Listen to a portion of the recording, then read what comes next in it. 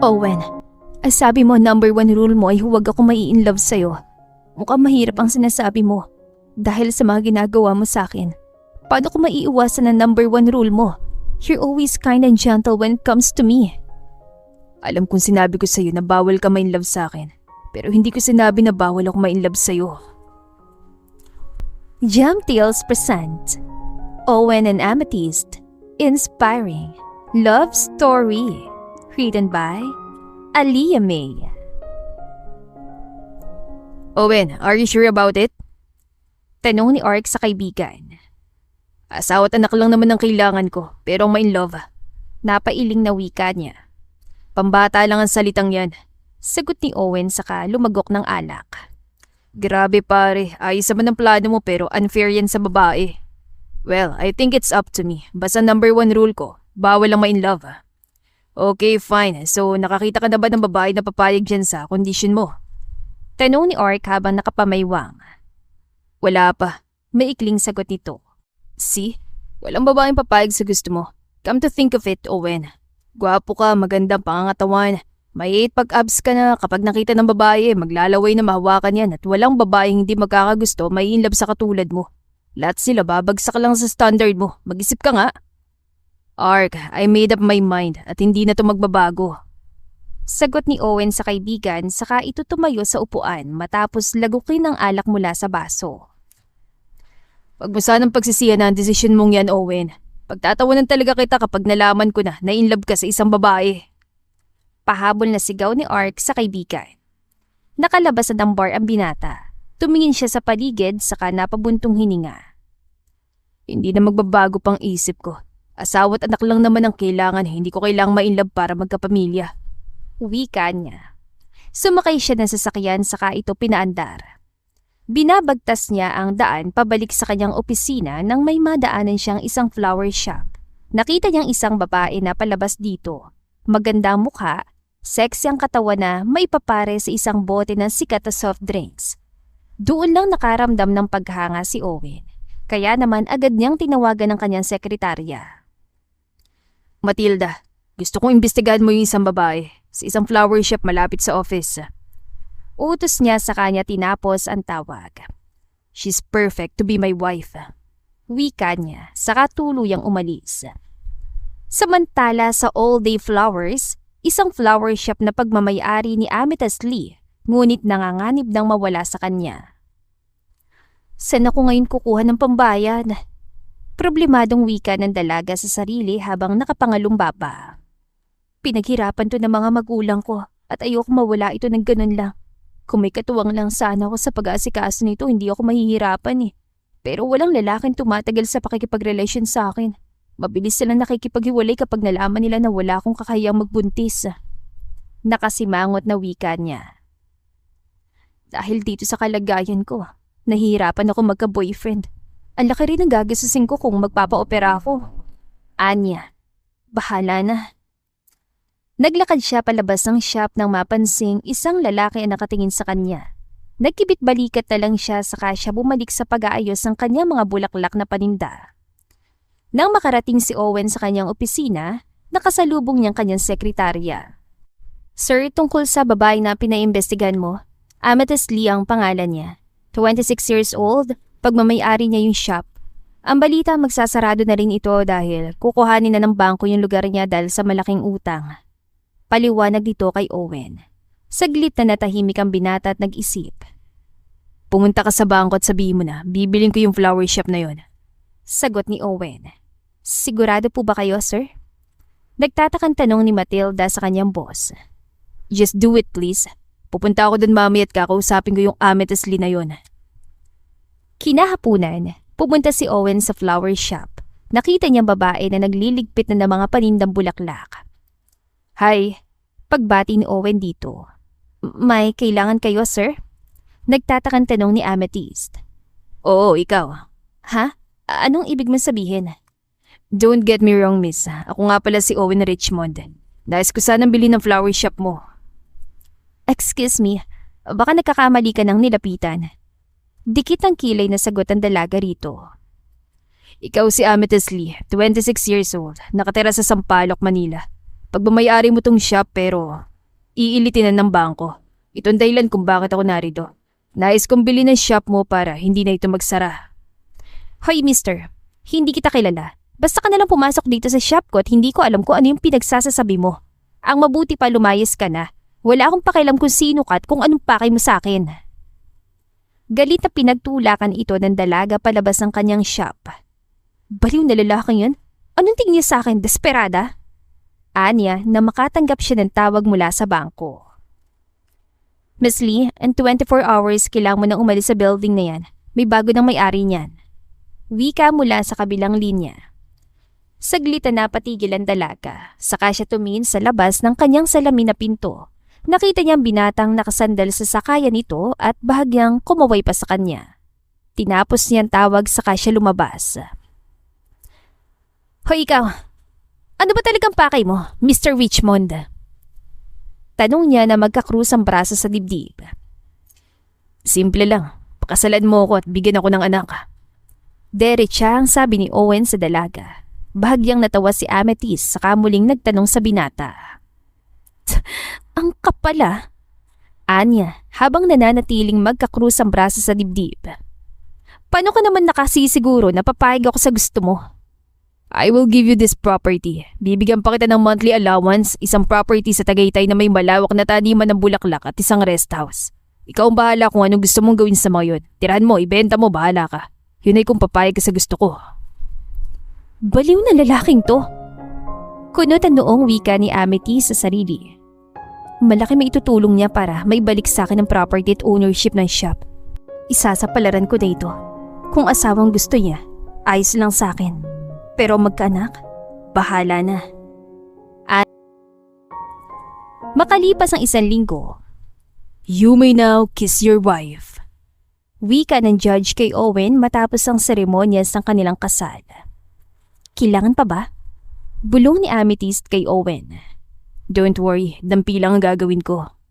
Bulong din ito sa dalaga. Kunot ang noon tumingin si Amethyst sa mata ni Owen. First kiss ko to, kaya ayusin mo. Huwag kang mag-alala, first kiss ko rin to. Sagot ni Owen dito. Kaya na magdikit ang kanilang mga labi, tila nakaramdam ng kakaiban dalaga. Yung pakiramdam na ayaw na niyang alisin ang pagkakadikit nito sa kanya. Mrs. Richmond, you can open your eyes now. Tudyo ni Owen dito na makitang nananatiling nakapikit ang mga mata nito kahit na magkahiwalay ng kanilang labi. Napatikim si Amethyst dahil sa pagkapahiya. Umalis na tayo. Anya na nagmamadaling maglakad palabas ng pintuan. Bahagyang natawa si Owen saka sinundan na lang ang asawa. Nakarating na sila sa bahay ni Owen kung saan doon na rin titira si Amethyst. Dito ka na matulog sa master's bedroom, ako na sa guest room. Wika ni Owen sa kanya. Huwag na, ako na sa guest room. Nakakaya naman na ako pa yun nandito sa sarili mong kwarto. Nahihiyang sagot ni Amethyst dito. Sigurado ka? Pwede rin naman na magtabi tayo sa kama. Biro ni Owen dito sa kamarahan na lumapit dito. Hindi malaman ni Amethyst kung bakit ang lakas ng kaba ng kanyang dibdib habang unti-unti itong lumalapit. Wait lang, huwag ka na lumapit. Sige na, dito na lang ako. Ikaw na sa guest room. Pigil niya rito saka siya kumaripas ang takbo papasok ng banyo upang takasan ito. Abnormal na puso ito. Bakit pa kasi lumalakas yung tibok mo kapag lumalapit siya? Anya, habang marahan na tinapik-tapik ang kanyang dibdib. Makapaligo na nga. Hindi nagtagal, matapos niyang maligo, marahan niyang binuksan ang pintuan upang silipin kung naroon pang asawa. Mukhang umalis na siya. Anya, saka siya bumuntong hininga. Marahan siyang humakbang palabas ngunit laking gulat niya nang isang katawan ang biglang sumulpot sa kung saan at agad siyang niyakap na mahigpit. Nahuli rin kita. Wika ng isang baritonong boses. Ramdam ni Amethyst na mabigat ang paghinga nito at dahil nakayakap ito sa kanya, tila ramdam niya na kinakabahan din ito. Owen! Anya, magbibis muna ako. Why? Remember it's our honeymoon. Do your wifey duties. Ngayon na ba? Pero hindi pa ako handa.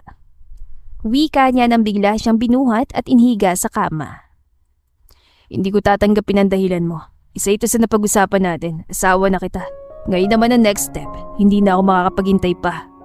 Pero No buts. Nang gabing yon, naganap ang nais ni Owen. Kinabukasan, tinanghali ng gising si Amethyst. Pagdilat ng kanyang mga mata, nabungaran niya ang guwapong mukha ng asawa.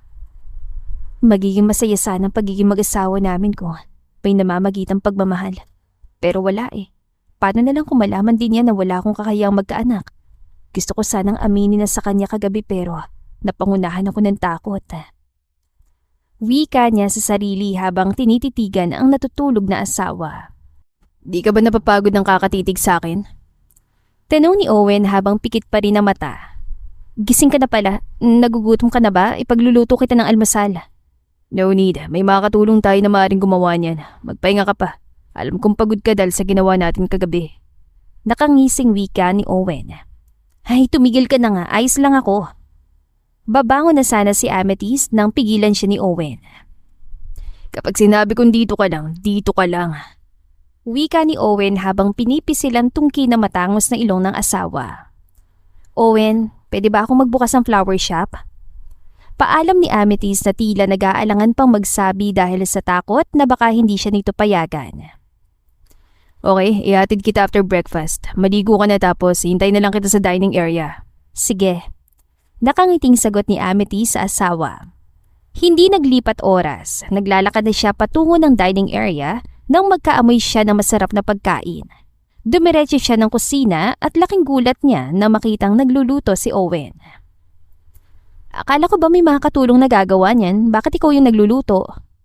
Natatawan tanong niya rito, nakita niya na nakasuot pa ito ng apron habang naghahalo ng fried rice. Nakakapagod naman ang pagluluto. Nakangiting sagot ito. O sige na, ikaw na magain. Maluluto na ito. Utos ni Owen kay Amethyst. Yes, boss. Sagot naman ito. Masayang nagtulungan ng dalawa sa kusina, bagay na hindi inaasahan ni Amethyst sa asawa. Ang akala niya ay magiging miserable ang pagsasama nila dahil hindi naman nila mahal ang isa't isa. Pero sa nakikita niya, maayos naman sila. Pero hanggang kailan? Tanong niya sa sarili. Saktong 8:00, nasa tapat na ng flower shop ang sasakyan ni Owen. Susunduin kita mamaya. Huwag kang alis hanggat wala ako Bila nito kay Amethyst habang seryoso ang mukha. Sige, mag-iingat ka. Sagot naman ni Amethyst saka lumabas ng kotse. Nang makalis ng sasakyan, malakas siyang nababuntong hininga. Mukhang pabago-bagong mood niya. Anya, saka tuluyang pumasok ng shop. Ang All Day Flowers ay orihinal na pagmamay-ari ng kanyang mga magulang. Nang mamatay ang mga ito, ang kapatid ng kanyang ama ang namahala nito.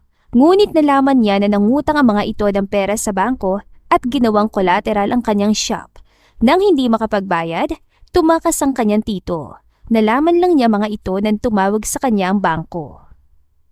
Ngayon na naibalik na ito sa kanya at malaman ng kanyang tito, sigurado na gagawa na naman ito ng paraan para makuha ito sa kanya.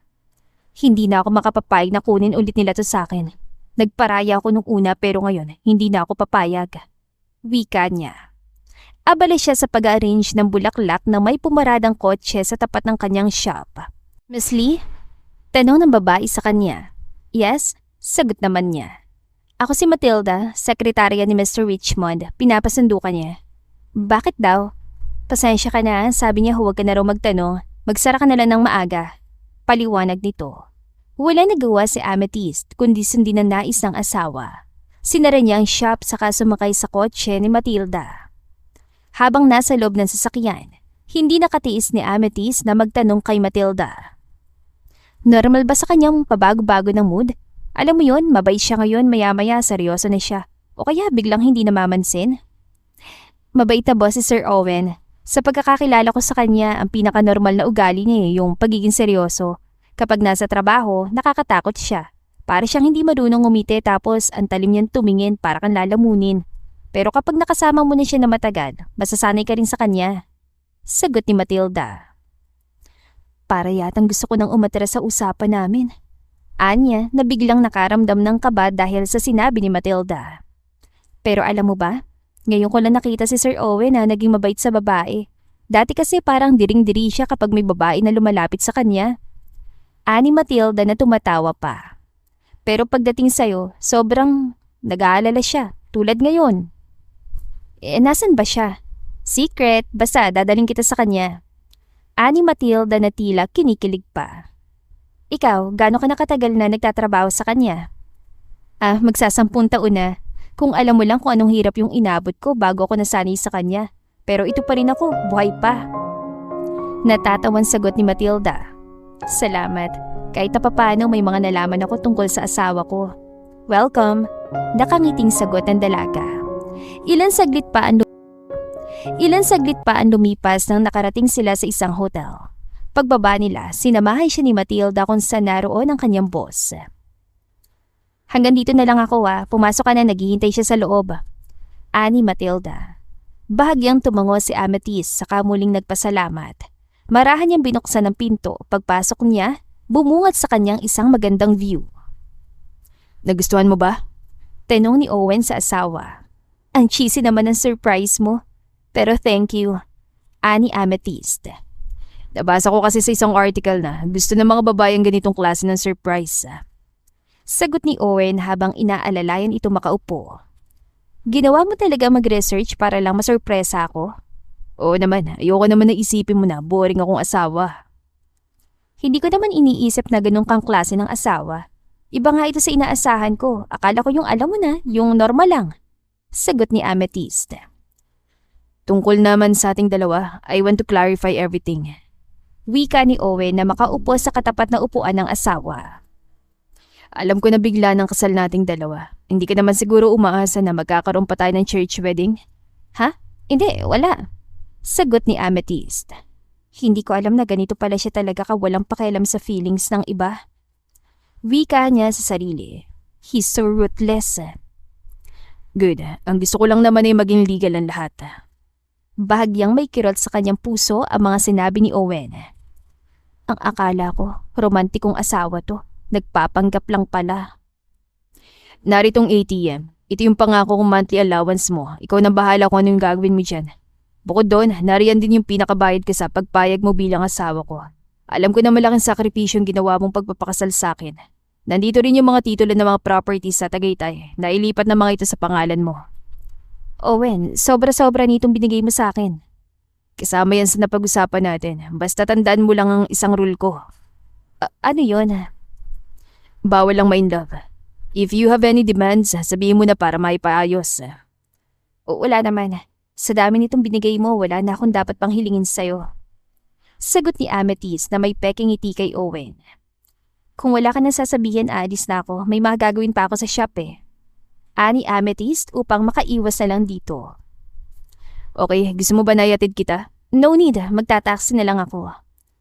Seryosong sagot ito saka lumabas ang silid ang hindi lumilingon kay Owen.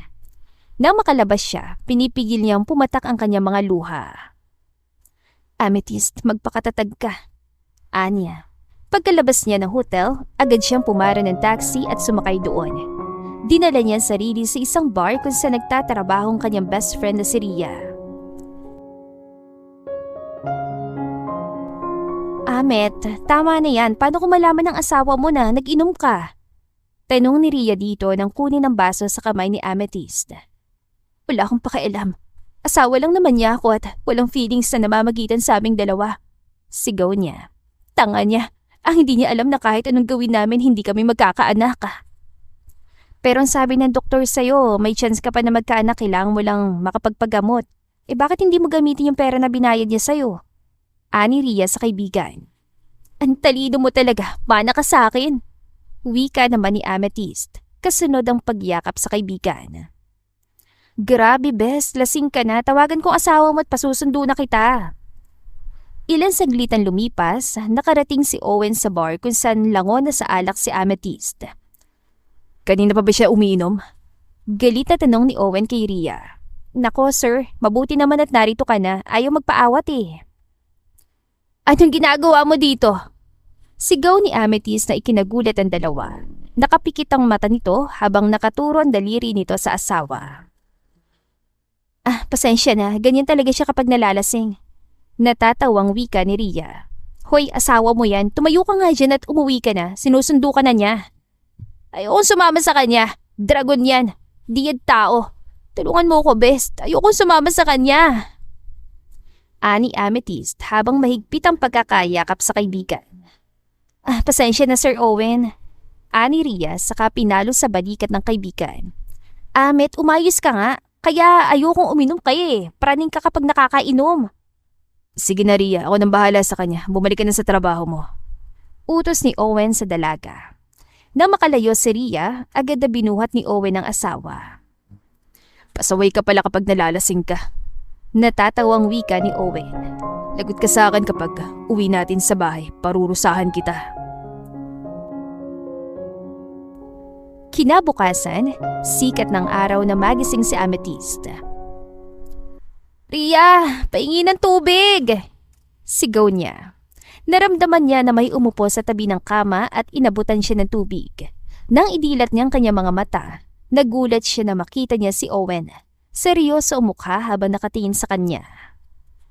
Napabalikwas siya ng bangon nang maalala ang nangyari ng gabing nasa bar siya. Ang dami niyang sinabi rito. Mariin siya napapikit at saka muling tumingin sa asawa. Gising ka na?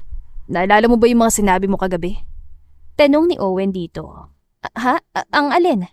Ani Amethyst sa asawa, kaya alam naman niya kung ano ang tinutukoy nito. Don't play dumb on me, sweetheart. Alam mo kung anong mga tinutukoy ko. Pasensya ka na, Owen. Ganun bang tingin mo sa akin? Na isa akong dragon? Muling napapikit si Amethyst bago muling tumingin kay Owen.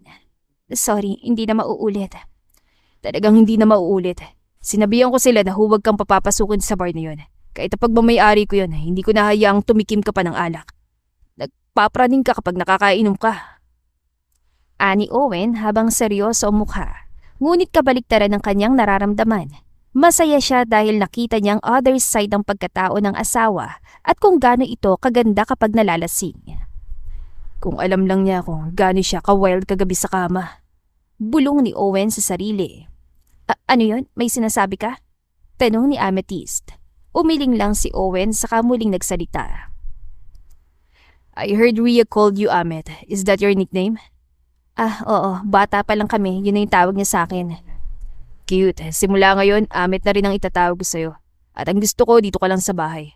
Nag-hire ako ng assistant mo sa flower shop. Ayoko na mapagod ka. Mag-focus ka sa pag-aalaga sa sarili mo. Alam mo naman siguro kung ano yung tinutukoy ko. Wika ni Owen na habang hawak ang kamay nito. Tumango si Amethyst bilang sagot. Good, magpahinga ka na. Alam ko napagod ka kagabi. Nakailang rounds din tayo bago ka natulog. Pilyong wika ni Owen. Pwede ba tama na? Nahihiya na nga ako dito eh. Ani Amethyst kasunod ang pagtaklob ng kumot sa mukha.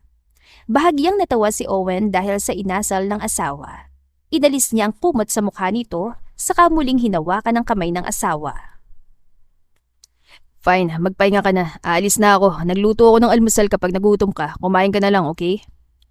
Anya habang hinahaplos ang buhok nito. Salamat, mag-iingat ka. Ani Amethyst ngunit nagulat siya nang bigla siyang halikan nito sa lapi.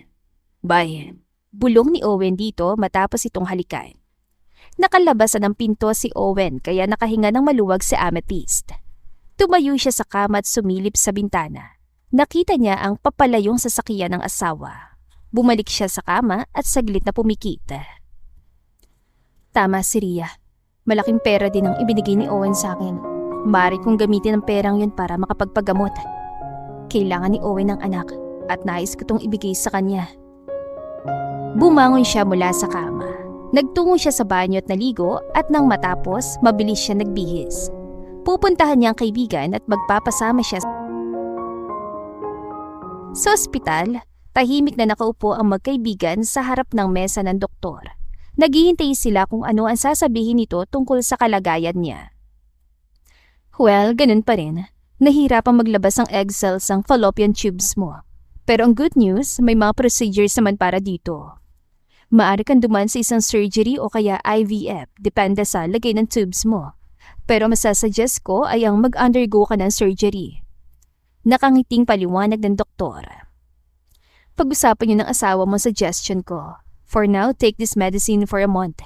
Bago ang labing-labing yung mag-asawa, makakatulong ito kahit papano, but not 100% sure. Wika ng doktor matapos inabot ang reseta. Pagkalabas nila ng clinic, agad na binili ni Amethyst ang mga gamot. Amet, magpapasurgery ka? Ani Rhea kay Amethyst. Oo, para kay Owen. Sagot niya. Paano yan? Anong idadahilan mo kay Owen kung kinakailangan mo magstay sa ospital ng ilang araw para sa operasyon mo? Bahala na. Anya, saka sila sumakay ng taxi. Kinagabihan, bago dumating si Owen, ininom ni Amethyst ang gamot na ibinigay sa kanya ng doktor. Amet, I'm home! Sigaw ni Owen habang hinuhubad ang suot na suit. Kumusta? Baka nagugutom ka na, sabay na tayong kumain. Sige. Nakangiting sagot ni Owen. Nang matapos silang kumain, sabay silang pumasok ng kwarto. Amet, may business trip ako sa Singapore bukas. Baka magtagal ako doon. Magiging ayos ka lang ba habang wala ako? Tanong ni Owen sa asawa. Gaano ka katagal doon? Tanong nito sa asawa. Mga 2 or 3 weeks, depende kung gaano kalaki yung problema. Bakit mo naman naitanong? Kunot noon tanong ni Owen. Tamang-tama. Makakapag-undergo ako sa surgery ko. May araw pa para makapagpahinga. Bago siya makabalik, narito na ako sa bahay. Wika ni Amethyst sa sarili. Amet, ayos ka lang? Tanong nito na makitang wala itong kibo. Ha? Huwag ka mag-alala, magiging maayos naman ako dito. Isa pa, baka puntahan ko yung property sa Tagaytay. Magpapasama na lang ako kay Rhea. Pagdadahilan niya. That's good. Gamitin mo na yung isang kotse. Sagot ni Owen. Maliligo na muna ako. Ani Owen, kasunod ang masuyong halik sa labi ni Amethyst. Owen, sabi mo number 1 rule mo ay huwag akong ma-inlove sa'yo. Mukhang mahirap ang sinasabi mo. Dahil sa mga ginagawa mo sa akin, paano ko maiiwasan ang number 1 rule mo? You're always kind and gentle when it comes from me. Mariin na napapikit ang mata si Amethyst upang pigilan tumulo ang kanyang luha. Nang matapos si Owen sa pagligo, lumabas siya ng banyo. Nakita niya si Amethyst na natutulog na. Sa gilid ng side table, naroon ang kanyang maleta. Maayos ang kanyang mga gamit na dadalhin. Napangiti si Owen dahil doon. Hindi pa naman sila ganoong katagal na nagsasama, ngunit tila alam na nito ang mga gagawin para sa kanya. Naglakad siya palapit sa kama at saka nahiga sa tabi ng asawa. Niyakap niya ito saka masuyo itong hinalikan. Alam ko sinabi ko sa'yo na bawal kang ma-inlove sa akin. Pero hindi ko sinabi na bawal akong ma-inlove sa'yo. Wika niya. Kinabukasan, maagang nagising si Amethyst. Nais niyang ipagluto ang asawa bago ito umalis. Patapos na siya sa pagluluto nang lumapit sa kanya si Owen. Aalis na ako. Kailangan ko umalis agad. Hindi ka ba muna kakain? Umiling si Owen saka humarap kay Amethyst. Sorry, kailangan ko na talagang umalis. Ay fine, baunin mo na tong ginawa kong sandwich in case na magutom ka. Dali mo na rin tong isa, ibigay mo kay Matilda. Ani Amethyst kasunod ng paggabot ng tinapay na nakabalot. Salamat, hintayin mo ko . Babalik ako agad once na matapos kong problema ng kumpanya sa Singapore. Mag-ingat ka, habang wala ako tatawagan kita ng madalas para kamustahin ka. Okay, mag-iingat ka rin. Sagot ni Amethyst. Hinatid ni Amethyst si Owen sa labas kung saan naghihintay si Matilda. Bago sumakay ng kotse si Owen, matiim niyang tinitigan ng asawa. Kumaway siya rito saka tuluyang pumasok ng kotse. Nang makalis ang sasakyan, nagmamadaling tinawagan ni Amethyst ang kaibigan. Rhea, umalis na si Owen. Magkita tayo sa ospital. Anya saka nagmamadaling kumilos. Pagkarating niya sa ospital, nakita niya sa entrance ng ospital ang kaibigan. Amet, mabuti naman at narito ka na. Kadarating lang ni Doc. Nasabi ko na rin sa kanya pumunta na lang tayo sa klinik.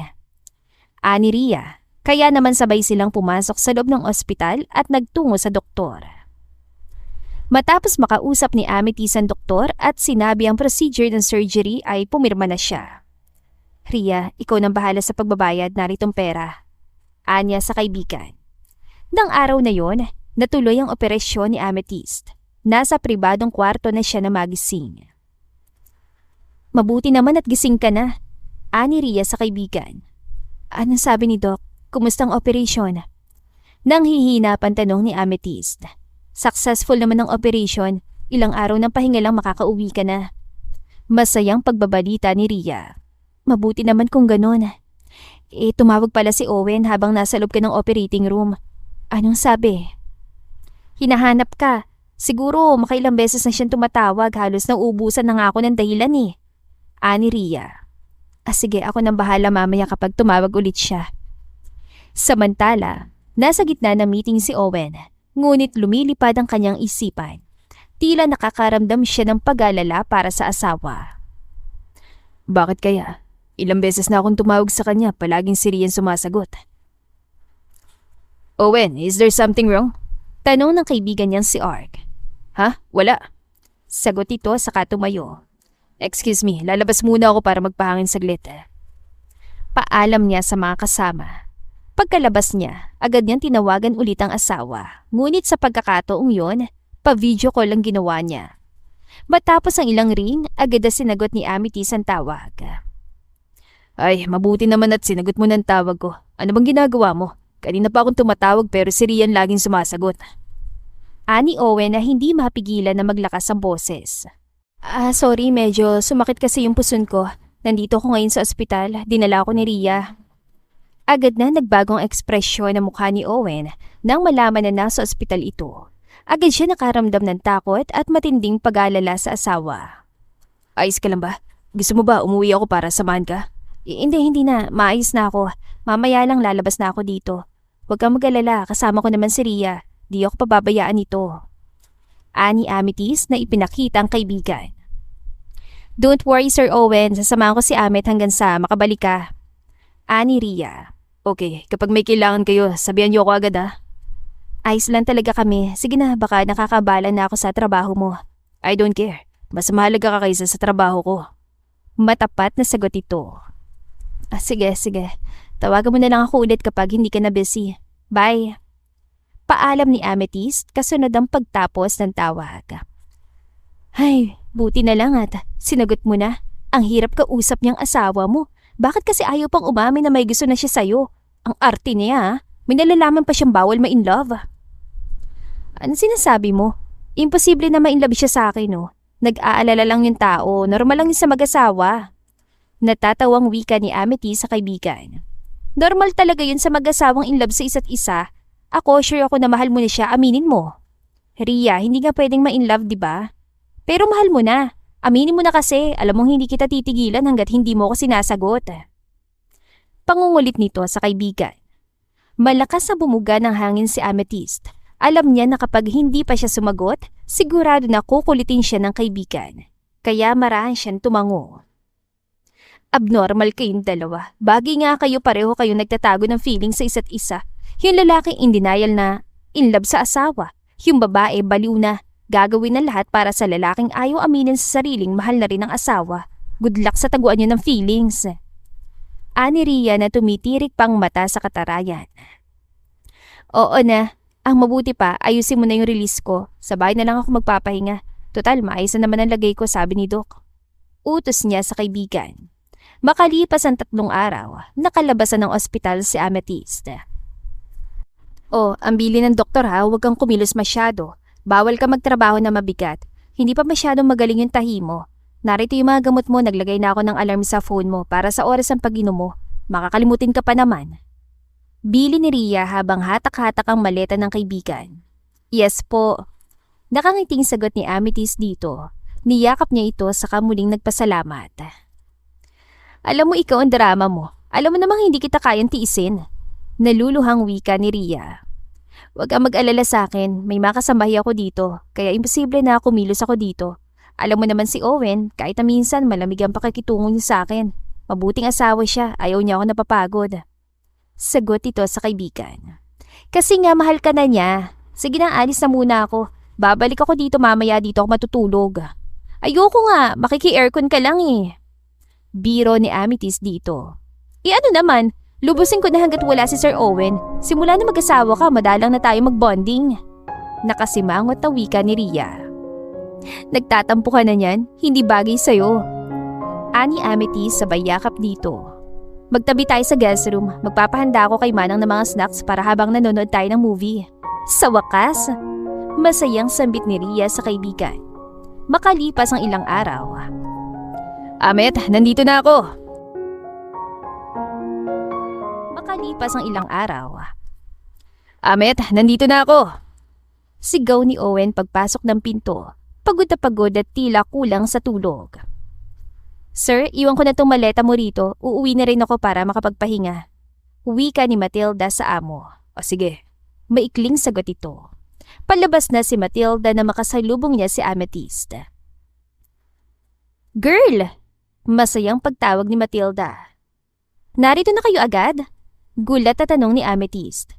Mabuti naman at narito ka na, nasa loob na si Sir Owen, hinahanap ka. Akala ko 1 linggo kayo. Naku, yun na nga. Pero alam mo ba, tinapos agad ni Sir lahat ng transactions at meetings sa Singapore para makabalik kami agad. Ngayon lang niya ito ginawa. Mabuti naman at maayos kayo nakabalik. Umuwi ka na, alam ko napagod ka. Nakangiting wika nito kay Matilda matapos itong yakapin at magpasalamat. Na makaalis si Matilda, nagmamadaling pumasok ng bahay si Amethyst, dala ang mga pinamili niyang grocery. Owen, pagtawag niya. Nakita niya ito sa sofa, tahimik na napasandalan likod. Muli niya itong tinawag. Owen, anya paglapit niya rito. Saan ka galing? Malamig na tanong nito sa kanya. Lumabas ako saglit, bumili ako ng ilang kailangan ko sa lulutuin kong pagkain ngayong tanghali. Kinakabang sagot ni Amethyst. Lumapit ka dito. Utos ni Owen habang pikit ang mga mata. Marahan na lumapit si Amethyst. Nagulat siya nang hawakan nitong kanyang kamay at hinila siya. Bumagsak siya sa kandungan nito at saka siya mahigpitan ni yakap. Kumusta ka rito habang wala ako? Tanong ni Owen habang nananatiling nakayakap at nakatingin sa mukha ng asawa. Tinatanong mo ko kung ayos lang ako dito? Hindi ba tumatawag ka naman sa akin nung nasa Singapore ka? Iba yung tawag, iba yung sa personal. Seryosong sagot ni Owen. Ayos lang naman ako. Kakauwi lang ni Ria sa bahay niya. Nagpasama ako sa kanya dito ng ilang araw. Okay, papasok na ako sa kwarto. Tulungan na kita magluto. Wag na, ako na lang. Sabat ni Amethyst sa asawa. Bakit? May problema ba? Wala naman. Alam kong pagod ka na galing biyahe at mukhang kulang ka sa tulog. Ako nang bahala sa pagluluto. Paliwanag ni Amethyst dito habang minamasdan ang mukha ni Owen. Mukhang kulang siya sa tulog. Anya habang hinahaplos sa mukha nito. Amet, anong ginagawa mo? Tanong ni Owen na ikinagulat ng asawa. Ha? Sorry. Anya sabay tayo at nanakbo patungo sa kusina. Bahagyang natawa si Owen dahil sa naging reaksyon ng asawa. Ay, Owen, naakit ka na naman sa kanya. Wika ni Owen sa sarili, kaya tumayo na siya at nagtungo sa kanilang silid. Sweetheart, maliligo lang ako. Tawagin mo na lang ako kapag kakain na tayo. Sigaw ni Owen. Agad naman yung narinig ni Amethyst. Pabalik-balik siyang naglalakad habang kinakastigo ang sarili. Amethyst, bakit mo ginawa yon? Baka akalain niya nilalandi mo siya, pasaway ka talaga. Anya habang sinasabunutan ng sarili. Malalim siyang bumuntong hininga. Ay, hindi ko napigilan ang sarili ko na hapulisin ang mukha niya. Nakaramdam ako ng awa na makita ko yung pagod sa kanya. Anya, makapagluto na nga lang, baka matapos na sa pagligo yung dragon. Mabilis ang kilos na ginawa ni Amethyst. Kinailangan niyang makapagluto agad upang makakain ang asawa. Natapos na siya magluto ngunit hindi pa rin bumababa ang asawa. Kaya maisipan niyang tawagin ito sa silid. Owen? Pagtawag niya kasabay ang marahan na pagkatok sa pinto. Bakit parang ang tahimik? Binuksan niya ang pintuan at nakita niya na mahimbing itong natutulog. Ay, kaya naman pala. Anya, nilapitan niya ito at naupo sa tabi ng kama. Maingat niyang hinawi ang buhok nito na napatakip sa mata nito. Hindi ko na siya gigisingin. Anya sa sarili. Umaga na nang magising si Owen. Napahaba ang kanyang tulog. Lumingon siya at nakita niya na mahimbing pa ring natutulog ang asawa. Lumapit siya rito at niyakap ito. Naramdaman naman ito ni Amethyst kaya napadilat siyang bigla. Gising ka na pala. Akala ko kung ano na nangyari sa'yo. Wika ni Amethyst na makitang gising ng asawa. Bakit? May nangyari ba? Wala naman. Nag-alala lang ako dahil matapos mong maligo kahapon, hindi ka na bumaba. Ginigising kita pero hindi kita magising kaya tumawag na ako kay Matilda. Sabi niya baka daw yan ang yung sobrang pagod at kulang sa tulog. Halos wala ka raw maayos sa tulog nung nasa Singapore kayo. Matapos ng huli niyong meeting, nagaya ka na daw umuwi sabi niya. Totoo ba yun? Tama. Maikling sagot ni Owen. Huwag mo na ulit gagawin yun Sobra ako nag-aalala kagabi. Akala ko kung ano na nangyari sa'yo. Ani Amethyst na tila maiiyak pa. Amet, don't tell me na in-love ka na sa akin. Seryosong tanong ni Owen dito. Bahagyang naalarma si Amethyst kaya tumikhi muna siya bago sumagot. Nag-worry lang naman ako. Makatayo na nga. Aniya na nagmamadaling bumangon. Naiwan naman natatawa si Owen habang nakahinga pa rin sa kama.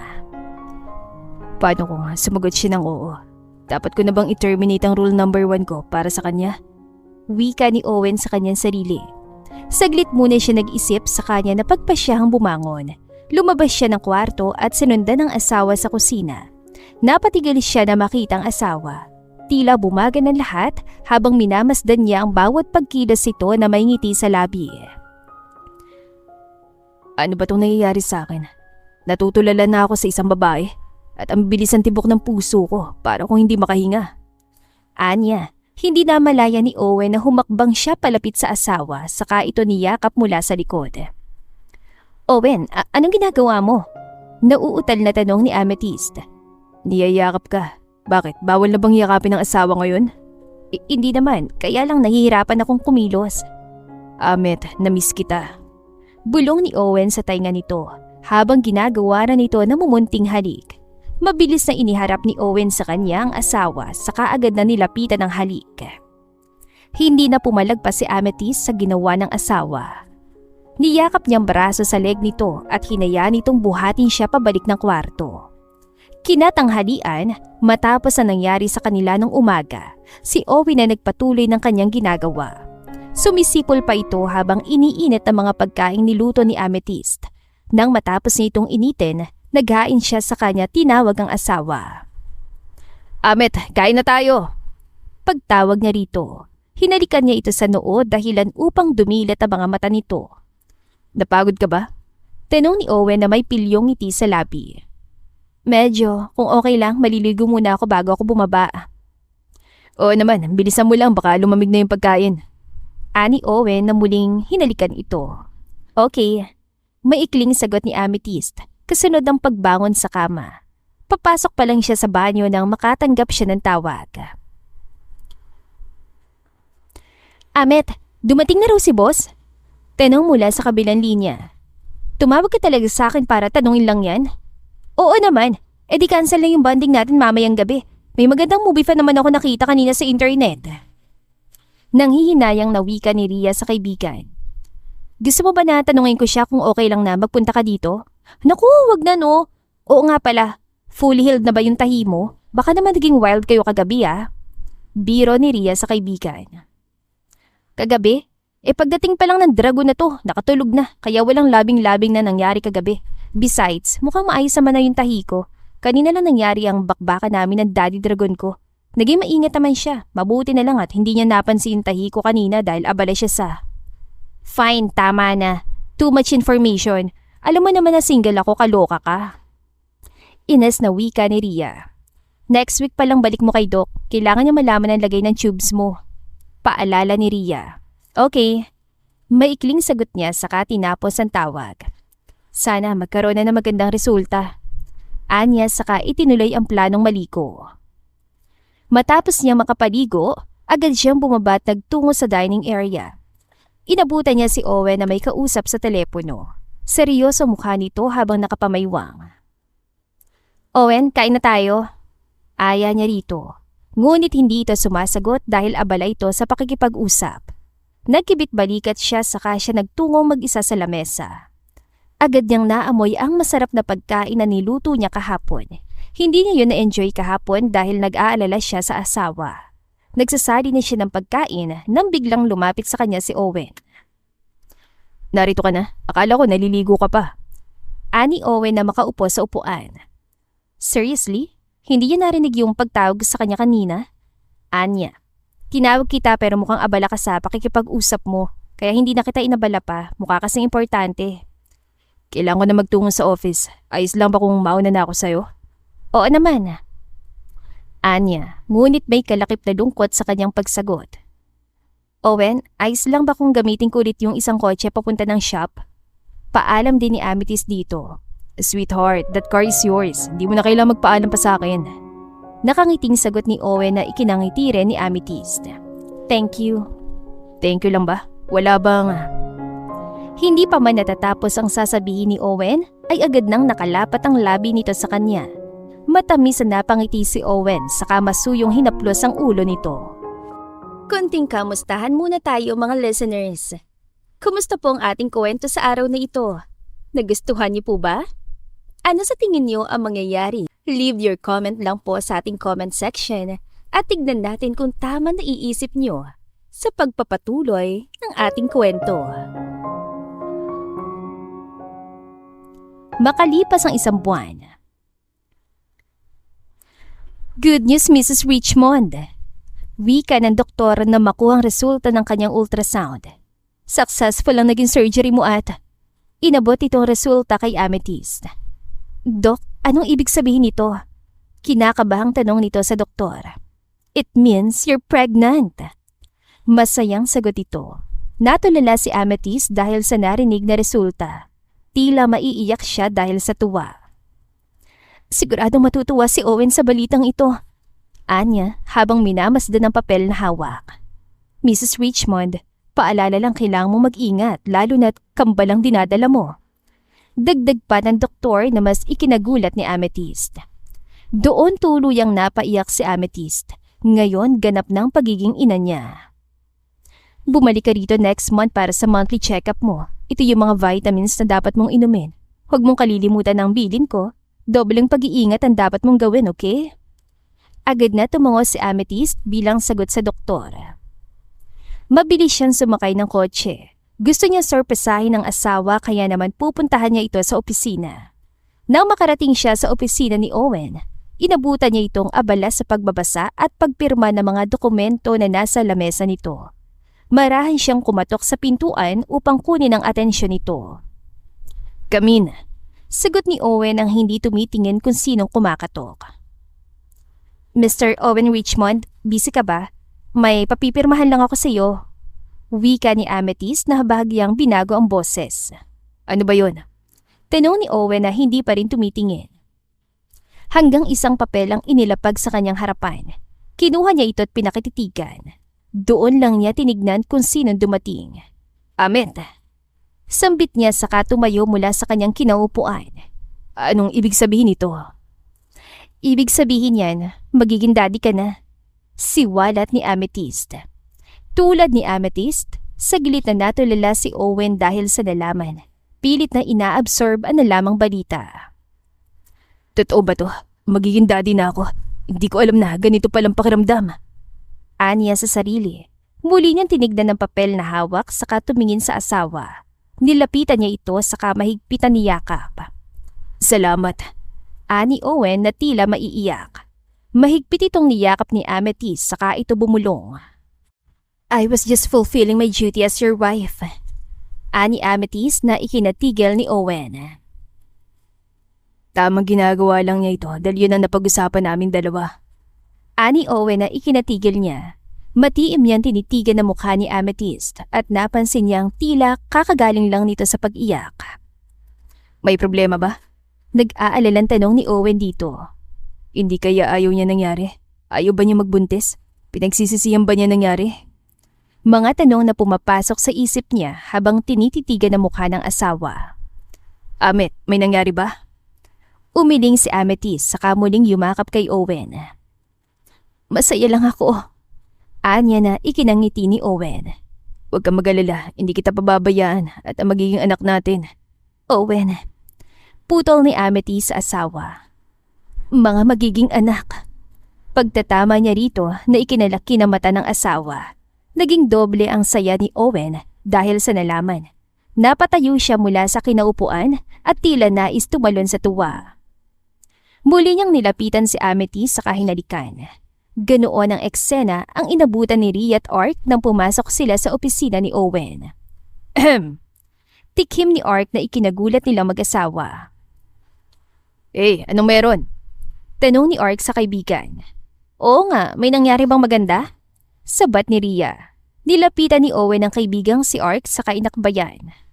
Lalabas muna kami. Paalam ni Owen sa asawa saka hinatak ang kaibigan papunta ng men's restroom.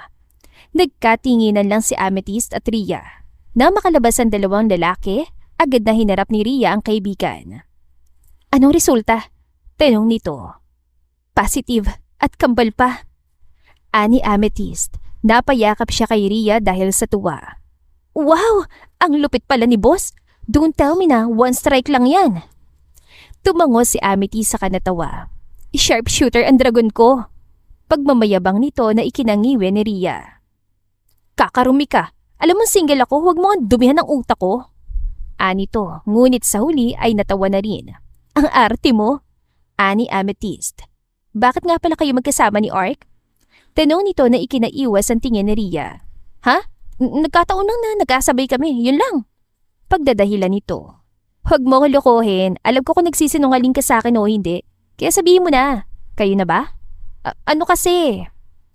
Nag-aalalang sagot ni Rhea. Oh, wait. You mean? Marahan na tumango si Rhea. Agad naman nakuha ni Amethyst ang ibig nitong sabihin. So, anong plano nyo? Pagpapakasal na kami. Sabi niya, pananagutan niya raw ang nangyari sa aming dalawa. Paliwanag nito. Okay. Maikling sagot ni Amethyst nang bigla siyang makaramdam ng pagbabanyo. Punta lang ako sa restroom. Walang kwentang sagot mong bruha ka. Sama na nga lang ako. Ani Rhea na kumapit sa braso ng kaibigan.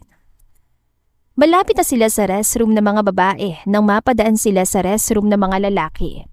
Napatigil sila nang may marinig sila na may nag-uusap sa loob. Nalaman ko na, nagpa-surgery siya, Ark. Nagsinungaling siya sa akin nung umpisa pa lang. Alam na niya na hindi kami magkakaanak. So, anong gagawin mo? Anong plano mo? Boses ni Ark na nagtanong kay Owen. Nagpa-investigate pa ako, Ark. Gusto kong malaman ang katotohanan kung bakit niya tinagos sa akin ang lahat. Hinihintay ko na magsabi siya sa akin. Pero mukhang wala siyang balak na sabihin sa akin ang lahat. Pag-usapan yung dalawa yan, Owen. Ngayong buntis na siya, kailangan mo siyang alagaan lalo na't kambal palang dinadala niya. Boses ni Owen yun. Ani Amethyst. So, nagpapanggap lang ba siyang masaya sa harap ko? Amet.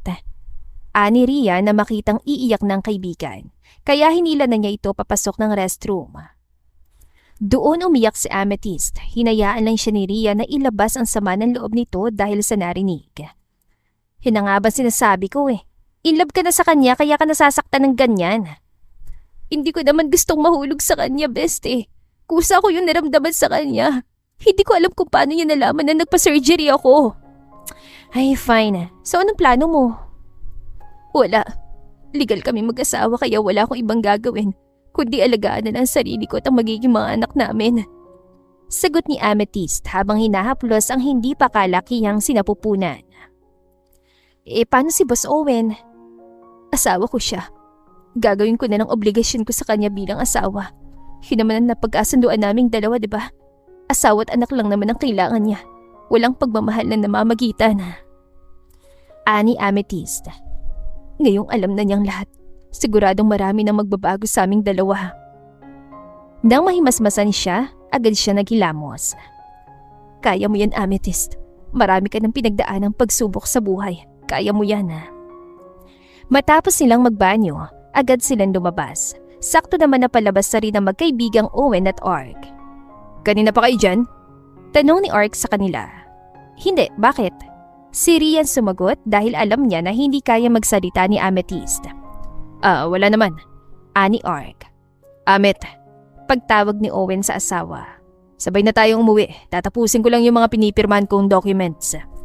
Okay. Maikling sagot ni Amethyst kasabay ang peking ngiti. Hindi nagtagal, matapos gawin ni Owen ang kanyang trabaho ay inaya na niyang umuwi ang asawa. Let's go. Anya, na makitang tumango si Amethyst, agad niya itong binuhat. Hindi mo naman kailangang gawin to, isa pa nakakahiya sa mga empleyado mo.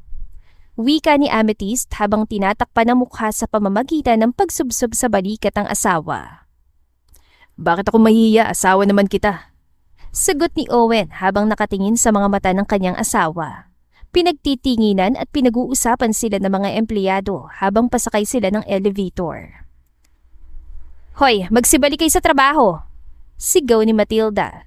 Tumingin ito kay Amethyst saka nag-okay sign sa kanya. Napangiti lang si Amethyst sa ginawa ng sekretarya ng asawa. Nang makarating sila sa parking lot, buhat pa rin siya ni Owen.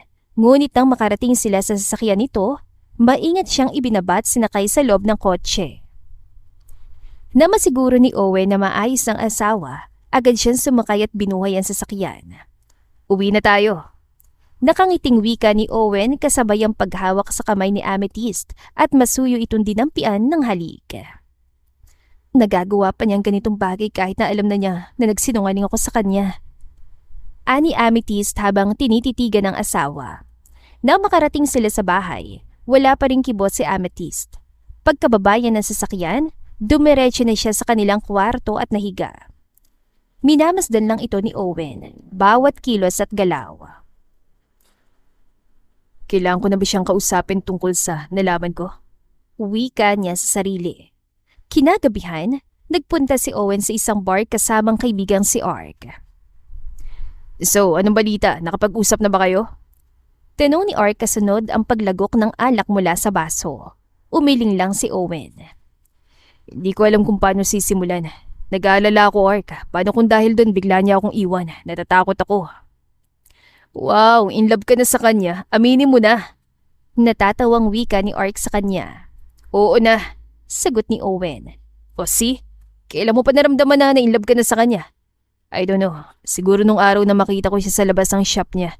Kakaiba yung pagtibok ng puso ko. Parang may kakaibang ritmo. Parang may tono. Wait, tatawag na ba ako ng mental? Baliw ka na. Baliw sa pag-ibig. Ani Ark kasunod ang malakas sa pagtawa. Nag-iibang pag-iisip ng isang tao kapag in love.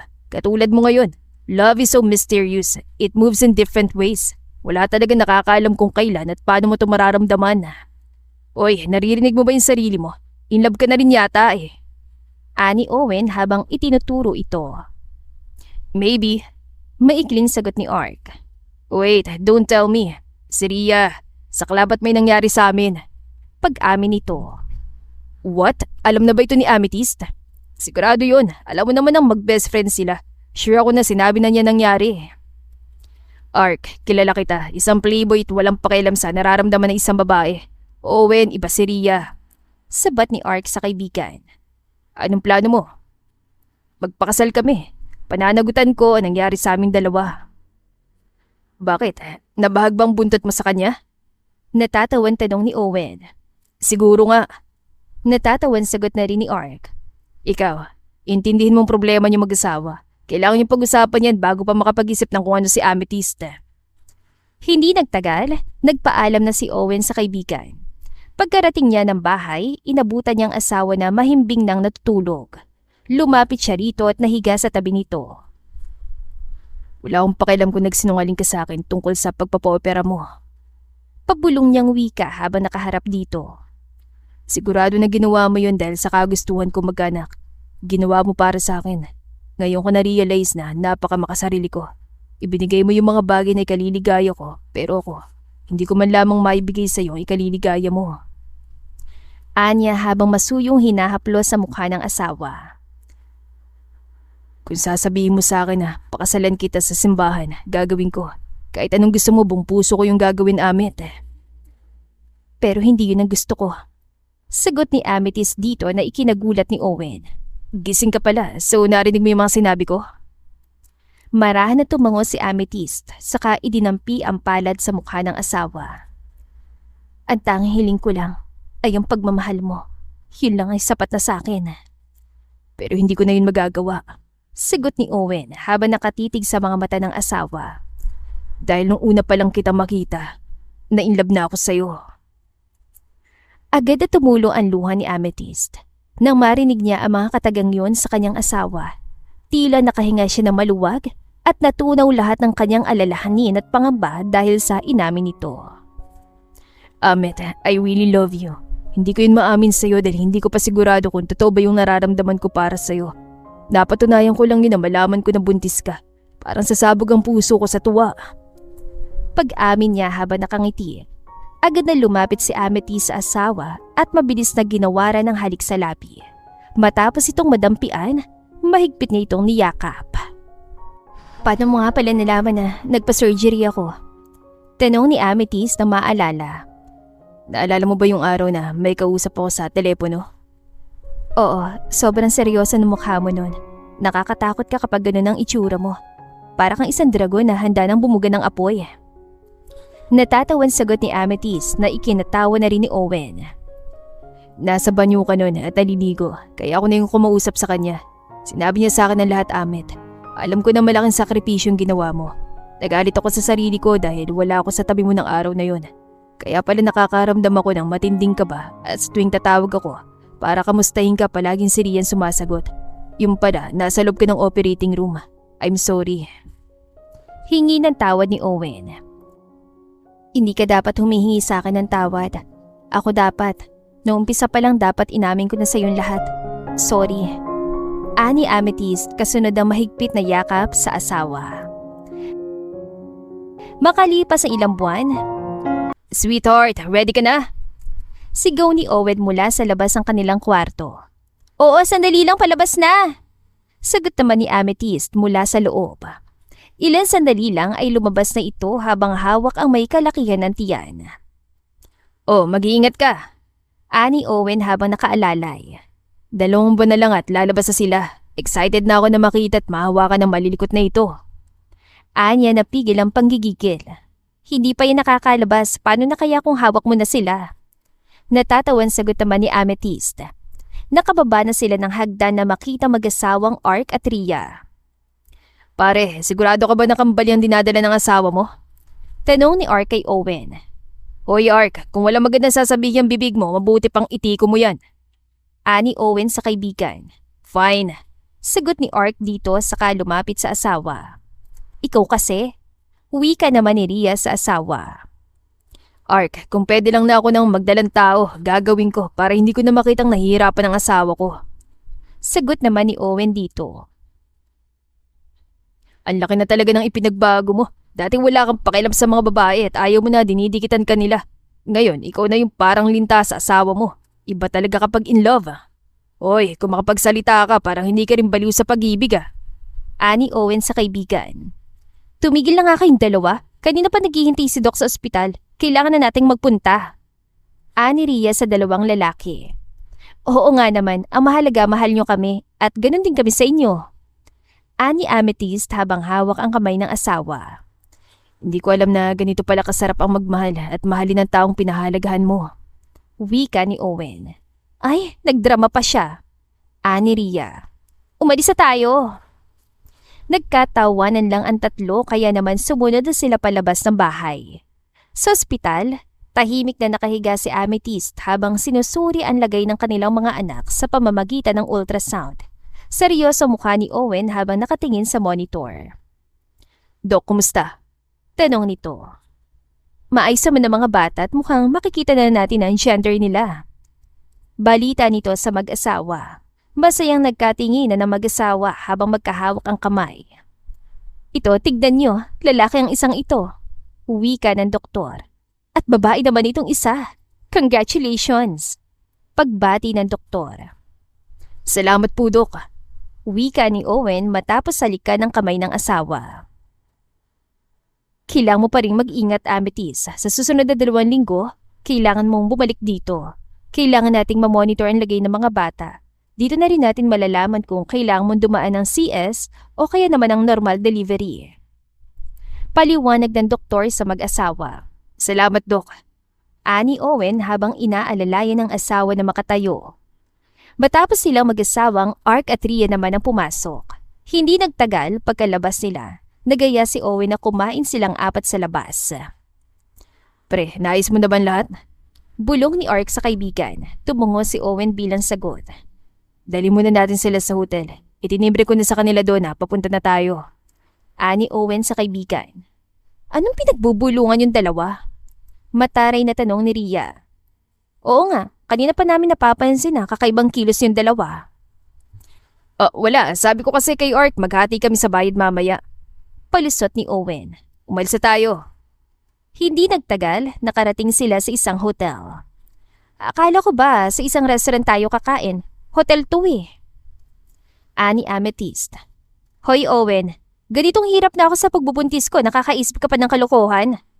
Galit na wika ni Amethyst kasunod ang paghampas sa balikat ng asawa. Ano ka ba? Mali ka nang iniisip. Sagot nito. Hanggang sa dalhin niya ang asawa sa isang malawak na hardin ng hotel. Napapaligiran nito ng magagandang bulaklak at habang naglalakad si Amethyst, inaabutan siya ng bulaklak ng mga empleyado ng hotel. Hanggang sa huli, sinuotan siya ng belo. Owen, Anya. Pagharap niya rito, nakaluhod na ito at may hawak na singsing. Amet, alam ko na hindi naging magandang umpisa natin at handa ako na ayusin yun. Ani Owen habang nananatiling nakaluhod. Ang sabi ko noon, hindi ko na kailangan magmahal para magkaroon ng asawa at anak. Nagkamali pala ako. Ikaw ang nagmulat sa akin sa katotohanan ng kailangan kong magmahal. Wika niya, habang hawak ang isang kamay ng asawa. Amet, papayag ka bang tumanda kasama ako? Kasama mo magiging anak natin habang buhay? Ani Owen, napaiyak si Amethyst sa mga sinabi ng asawa, kaya naman hindi na siya nagdalawang isip pa. Agad siyang tumangot inilahat ang kamay sa harap nito. Oo, tinatanggap ko. Sagot nito kasabay ng pag-agos ng luha sa pisngi nito. Agad na sinuot ni Owen ang singsing sa asawa at tumayo ng tuwid. Hinawakan niya ito sa magkabilang pisngi at masuyong hinalikan nito sa labi. Isang malakas sa palakpakan ang umingay sa buong hardin ng hotel. Nang araw ding yon, ginanap ang kanilang kasal. Wala mang espesyal na bisita, mga malalapit na kaibigan lang ang imbitado sa kasalang yon. You may now kiss the bride. Wika ng pari. Nagharap silang dalawa at napangiti sa isa't isa. Salamat, wika ni Amethyst. Bakit ka naman nagpapasalamat? Tanong ni Owen. Dahil minahal mo ko. Ako ang dapat na magpasalamat. Mahal na mahal kita. Pakatatandaan mo yan ha. Ikaw at ang magiging mga anak natin. Panay ang agos ng luha ni Amethyst sa kanyang pisngi. Masuyo itong pinunasan ni Owen. Matapos noon ay ginawaran na niya ito ng halik sa labi. Malakas na ihiyawan at palakpakan ang maririnig sa buong paligid. Matapos ng kasal, pumasok sila sa hotel. Dinala ni Owen ang asawa sa isang penthouse. Owen, ang mahal dito, ani Amethyst. Pag-aari kong hotel na ito at ang penthouse na ito, matagal ko na itong pinayos para tira natin. Basta malaki ito kaysa sa bahay natin. Wala ka nang dapat pang alalahanin dito. Paliwanag ni Owen kasunod ang pagyakap dito. Para sa ito at sa mga anak natin. Dagdag niya. Mahal na mahal kita. Mahal na mahal din kita. Malambing na sagot naman ni Amethyst. At dito na po nagtatapos ang kwento ni na Owen at Amethyst. Sana po naiparating nila sa inyo ang aral na hindi masama ang maghangat ng pamilya, pero sa pagbuo nito, kailangan ng tunay na pagmamahal. Isang bagay na mahalaga upang maging masaya at matatag ang pagsasama ng mag-asawa at ng pamilya. Maraming salamat sa pakikinig.